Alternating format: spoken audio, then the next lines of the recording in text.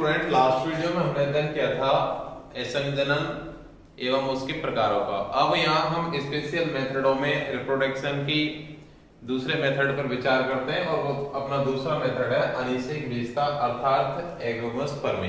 तो हम यहाँ अनिषेक विशेषता को परिभाषित करेंगे स्टूडेंट।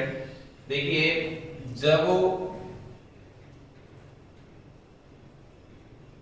बीज का निर्माण बीजांड की किसी द्विगुणित कोशिका से बिना निषेचन के होता है,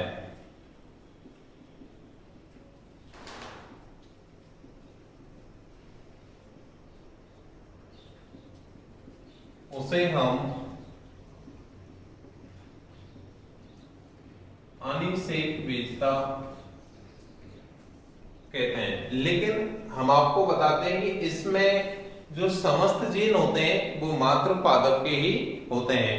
लेकिन अनिषेक विशेषता कई प्रकार की हो सकती है स्टूडेंट, और उनके प्रकारों में एक मुख्य प्रकार है अपस्थानिक भ्रूणता, एडवेंटिव एम्ब्रियोनी। और एडवेंटिव एम्ब्रियोनी के बारे में हम पिछले लास्ट वीडियो में अध्ययन कर चुके हैं, तो हम यहाँ अपस्थानिक भ्रूणता का अध्ययन नहीं करेंगे, क्योंकि अपस्थानिक भ्रूणता को हम वहां समझ चुके हैं कि अपस्थानिक भ्रूणता जो थी उसमें एक भ्रूण जनन की प्रक्रिया है जिसमें भ्रूण का विकास भ्रूण कोश के बाहर बीजांड की किसी भी द्विगुणित कोशिका से होता है, उसे हम अपस्थानिक भ्रूणता कहते हैं। इसके बाद में स्पेशल मेथडों में नंबर तीसरा जो मेथड है स्टूडेंट वो अपना सूक्ष्म प्रवर्धन।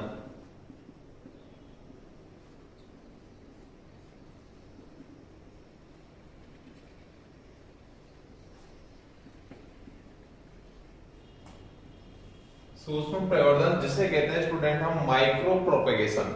तो देखिए, सूक्ष्म प्रवर्धन की ये जो तकनीक होती है, ये जो वन्य पादप होते हैं या जो मेडिसिन प्लांट होते हैं, औषधीय या व्यावसायिक जो पौधे होते हैं, उनका एक बड़े स्तर पर प्रवर्धन या संवर्धन करने के लिए इस विधि का हम उपयोग करते हैं। तो देखिए स्टूडेंट, क्या होता है इस विधि में। तो इस विधि में हम कोई कोशिका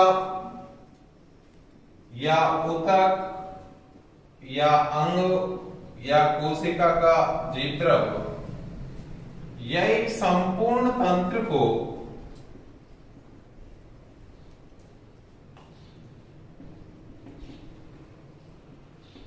संवर्धन माध्यम में रखते हैं। सबसे पहले इस तकनीक में क्या होता है कि सेल्स, टिश्यू, ऑर्गन्स, प्रोटोप्लाज्म या एक संपूर्ण सिस्टम को हम एक कल्चर मीडियम में रखते हैं। यहाँ कल्चर मीडियम की एक विशेषता होती है स्टूडेंट कि ये जो अपना संवर्धन माध्यम होता है, इसमें वे सभी पोषक आवश्यक तत्व उपस्थित होते हैं जो एक स्वस्थ पादप की वृद्धि एवं विकास के लिए अनिवार्य होते हैं। अर्थात इस संवर्धन माध्यम में इनकी कोशिकाओं में विभाजन होता है। लेकिन यहाँ कोशिका या अंगों से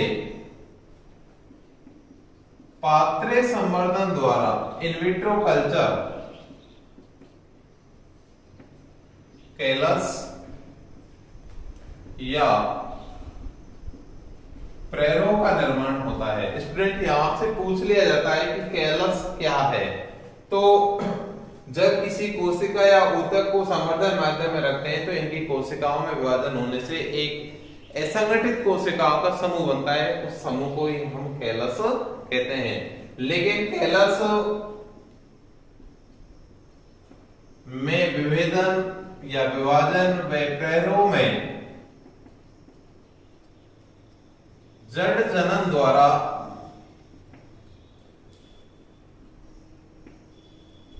नवोद्भिद पादप का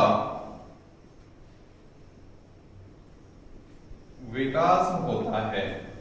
लेकिन ये जो नवोद्भिद पादप है, इन पादपों को या इस विधि द्वारा विकसित पादपों को वातानुकूलित कर लिया जाता है। वातानुकूलित व दृढ़ीकृत कर उन्हें प्राकृतिक आवास में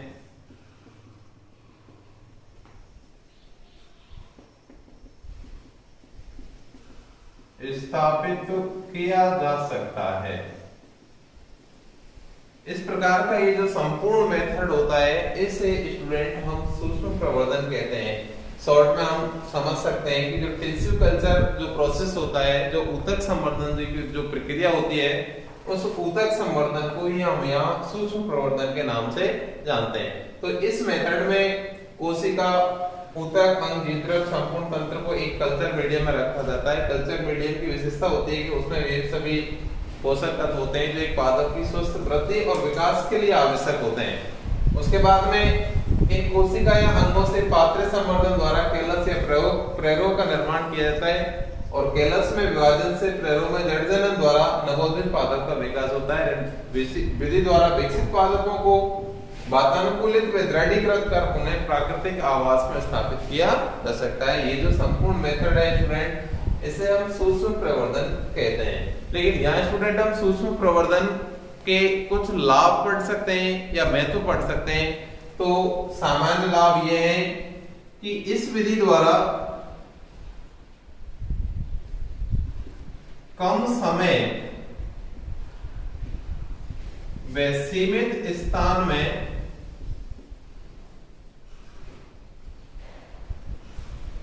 अनेक पौधों का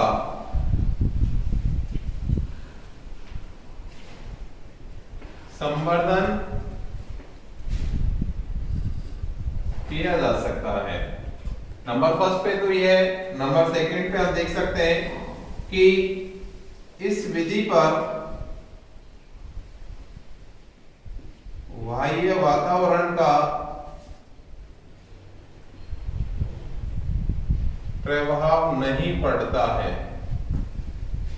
और नंबर थर्ड, आर्थिक दृष्टि से महत्वपूर्ण वे औषधीय पादपों का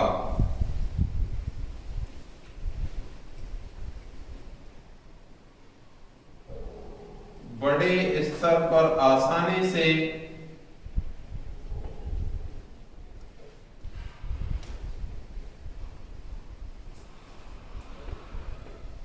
संवर्धन किया जा सकता है। तो ये स्टूडेंट सूक्ष्म प्रवर्धन के लाभ या महत्व के रूप में हम जान सकते हैं कि कम समय और सीमित स्थान पर अनेक पौधों का संवर्धन किया जा सकता है। इस विधि द्वारा बाह्य वातावरण पर इसमें कोई प्रभाव नहीं पड़ता। और नंबर थर्ड पे कि आर्थिक दृष्टि से जो महत्वपूर्ण और जो मेडिसिन प्लांट होते हैं उनका आसानी से संवर्धन किया जा सकता है। अब यहाँ जो स्पेशल मेथडों में जो चौथा मेथड आता है स्टूडेंट, कायिक प्रवर्धन। तो देखिए स्टूडेंट, कायिक प्रवर्धन को हम चैप्टर फर्स्ट में कंप्लीट रूप से पढ़ चुके हैं, तो यहाँ हम उस मेथड का अध्ययन नहीं करते हैं। और इसके बाद में अपना टॉपिक आता है पॉलीएम्ब्रियोनी या बहुभ्रूणता। देखिए स्टूडेंट, अब हम अध्ययन करते हैं पॉलीएम्ब्रियोनी का अर्थात बहुभ्रूणता का। तो जैसा इसके नाम से स्पष्ट है कि बहुभ्रूणता अर्थात एक बीज या बीजांड में एक से अधिक भ्रूणों की उपस्थिति। तो हम इसे यहां परिभाषित करेंगे, एक बीज या बीजांड में एक से अधिक भ्रूणों के विकसित होने की प्रक्रिया को बहुभ्रूणता कहते हैं। यहाँ एक शॉर्ट क्वेश्चन आपसे पूछा जाता है स्टूडेंट कि सबसे पहले पॉलीएम्ब्रियोनी जो प्रोसेस है इसका अध्ययन किसने किया। तो यहाँ हम एक साइंटिस्ट के बारे में विचार करते हैं। बहुभ्रूणता का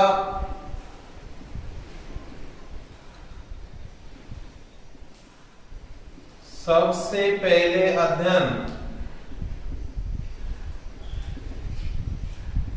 1719 में एंटोनी वॉन ल्यूवेनहॉक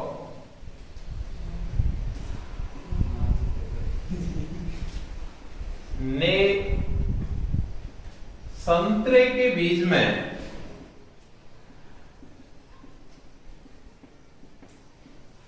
किया। तो ये आपको याद रखना है, ये पूछा जा सकता है कि बहुभ्रूणता कहते हैं किसने किया, तो आपको याद रखना है कि शॉर्ट में आप इसे ल्यूवेनहॉक भी कह सकते हैं, या एंटोनी वॉन ल्यूवेनहॉक ने संतरे के बीज में पॉलीएम्ब्रियोनी का अध्ययन किया। अब यहां हम अध्ययन करते हैं कि बहुभ्रूणता के क्या कारण हो सकते हैं।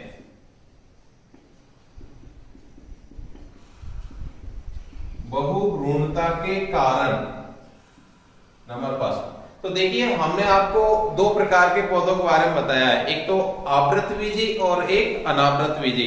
तो आवृतबीजी पादपों में बहुभ्रूणता एक सामान्य लक्षण है, लेकिन जो अनावृतबीजी जो पादप होते हैं स्टूडेंट, उनमें बहुभ्रूणता नहीं पाई जाती। तो पहला कारण है परागभ्रूण के विदलन से। कारण नंबर सेकंड, भ्रूण कोश में अंड कोशिका के साथ साथ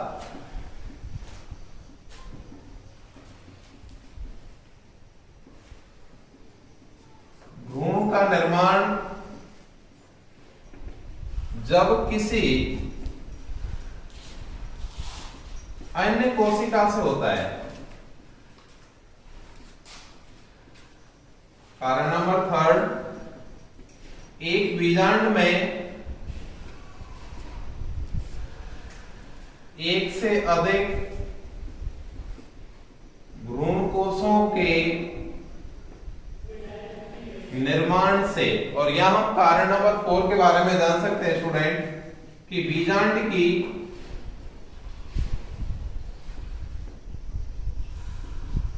बीजाणुद्भिद कोशिकाओं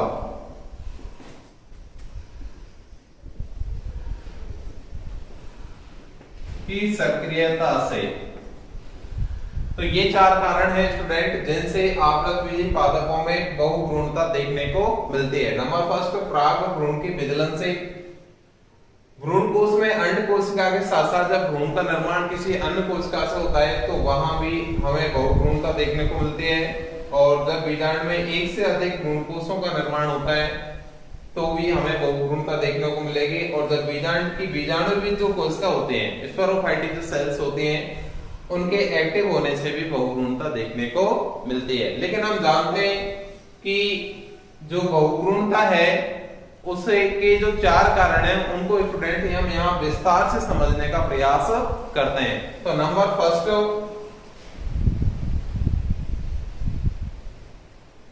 फर्स्ट कारण को समझते हैं स्टूडेंट, परागभ्रूण के विदलन से।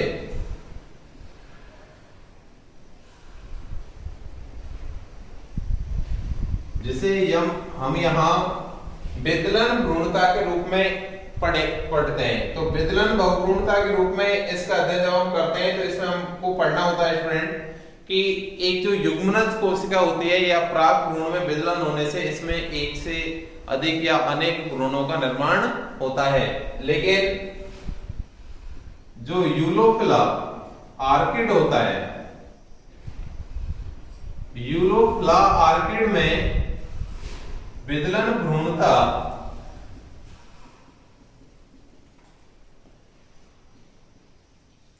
तीन प्रकार से होती है।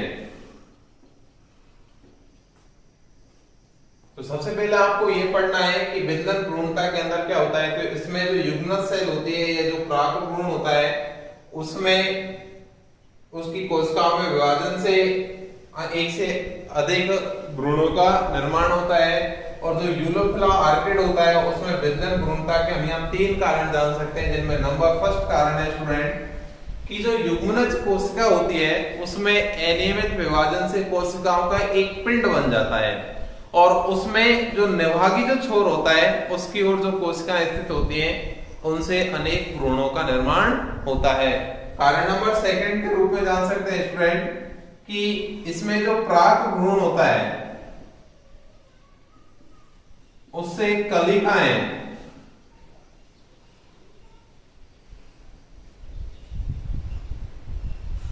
उससे से कलिकाएं विकसित होती हैं और इन कलिकाओं से फिर भ्रूणों का निर्माण होता है। और नंबर 3 कारण के रूप में जान सकते हैं स्टूडेंट कि तंतु में भ्रूण।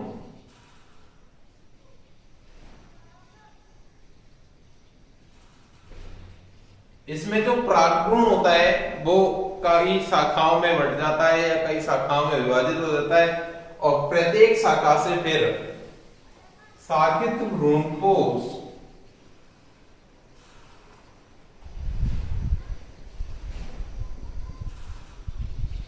जो प्रागभ्रूण होता है वो शाखित हो जाता है और प्रत्येक शाखा से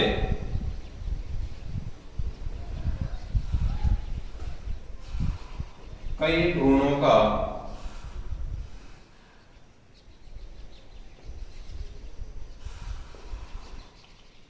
निर्माण होता है। दूसरा कारण हमने आपको बताया स्टूडेंट कि भ्रूणकोश में जब अंडकोशिका के साथ साथ भ्रूण का निर्माण किसी अन्य कोशिका से होता है तो वहां भी हमें बहुभ्रूणता देखने को मिलती है। और नंबर 3 एक बीजांड में एक से अधिक भ्रूणकोशों के निर्माण से, तो इसमें एक आवृतबीजी पादप के बारे में हम विचार करते हैं कैजुएराना मोंटाना, जिसमें एक बीजांड में एक से अधिक भ्रूणकोशों का निर्माण होता है। लेकिन हम जानते हैं कि भ्रूणकोशों, प्रत्येक भ्रूणकोश की जो अंडकोशिका होती है उसमें निषेचन के बाद एक भ्रूण का निर्माण होता है। इस प्रकार भ्रूणकोशों में बीजांड में एक से अधिक भ्रूणों का निर्माण हो जाता है। इसके बाद में बीजांड की जो बीजाणुविद कोशिकाएं होती हैं उनके सक्रिय होने से भी बहुभ्रूणता देखने को मिलती है। अर्थात तो जो अध्यावरण, कभी कभार अध्यावरण की जो कोशिकाएं होते हैं उनसे भ्रूण का निर्माण होता है या वो कोशिकाएं सक्रिय होकर भ्रूण का निर्माण करती हैं और उस भ्रूण को हम यह स्टूडेंट जानेंगे अपस्थानिक भ्रूण। यहां से पूछ लिया जाता है स्टूडेंट कि अपस्थानिक भ्रूण क्या है।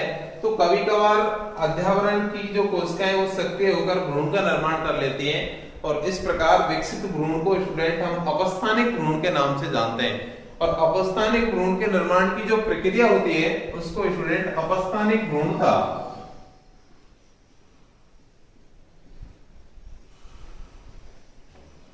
उसे स्टूडेंट हम अपस्थानिक भ्रूणता कहते हैं। तो देखिए स्टूडेंट, हमने इस चैप्टर में special method of plant reproduction के 4 मेथडों पर विचार किया। नंबर 1 एपोमेक्सिस, इसका अध्ययन हम कर चुके हैं, असंजनन। इसके बाद में आज हमने अध्ययन किया अनिषेक विस्तार एगोमोस्पर्मी का। इसके बाद में जो तीसरा मेथड था वो सूक्ष्म प्रवर्धन माइक्रो प्रोपेगेशन था और चौथा जो मेथड है वो वेजिटेटिव प्रोपेगेशन है। तो कायिक प्रवर्धन का अध्ययन स्टूडेंट हम चैप्टर 1 में पहले ही कर चुके हैं, इसलिए हमने उस मेथड पर यहाँ विचार नहीं किया। और इसके बाद में जो टॉपिक आता है स्टूडेंट इस चैप्टर का बहुभ्रूणता पॉलीएम्ब्रियोनी, तो इसका अध्ययन भी हम यहाँ कर चुके हैं कि एक आवृतबीजी पादप में बहुभ्रूणता किन किन कारणों से उत्पन्न हो सकती है। और ये जो बहुभ्रूणता होती है स्टूडेंट, हम आपको बताना चाहते हैं कि पादप और जंतुओं में समान रूप से ये देखने को मिलती है। और इसका अध्ययन के लिए हम एक साइंटिस्ट के बारे में विचार कर चुके हैं स्टूडेंट, एंटोनी वॉन ल्यूवेनहॉक ने संतरे के बीज में पॉलीएम्ब्रियोनी का सबसे पहले पता लगाया। और यहाँ स्टूडेंट हम चैप्टर 4 को कंप्लीट रूप से समाप्त करते हैं। यदि आपको किसी भी प्रकार के कोई मेथड में प्रॉब्लम हो तो आप कमेंट करके बता सकते हैं कि आपको कहाँ प्रॉब्लम है, तो निश्चित रूप से आपकी प्रॉब्लम सॉल्व की जाएगी। थैंक्स।